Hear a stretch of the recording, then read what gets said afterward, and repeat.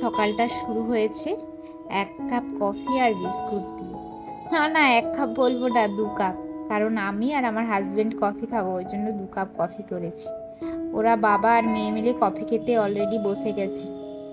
আমার এই পাশে একটু টুকিটুকি কাজ ছিল, সেগুলো সেরে টেরে নিয়ে আমিও কফি খাবো। একটা করেছি ব্ল্যাক কফি আর একটা করেছি দুধ কফি। আমার মেয়ে কফি খাবে না, ও বিস্কুট খাবে।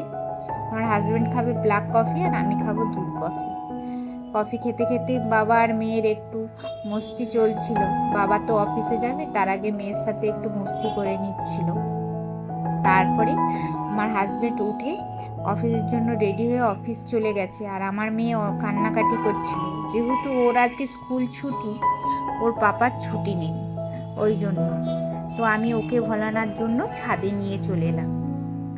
ছাদে বল নিয়ে খেলছিলাম, আমিও ওর সাথে একটু খেলছিলাম আর পরিবেশটাকেও এনজয় করছিলাম। শীতের রোদটাও গায়ে লাগাচ্ছিলাম। তারপরে এখানে প্রচুরই শীত পড়েছে কয়েকদিন ধরে, ওই জন্য একটু রোদেরও দরকার, তো রোদটাও গায়ে লাগাচ্ছিলাম।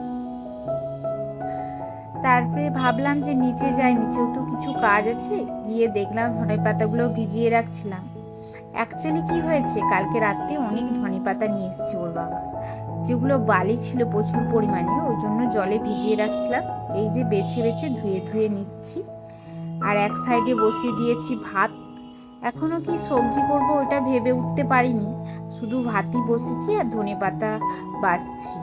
আর তোমাদের বলতেই ভুলে গেছি, আমি কিচেনের এক সাইডে একটা টবে করে কয়েকটা ধনে ছড়িয়েছি, যদি ধনে গাছ হয় এই আশায়।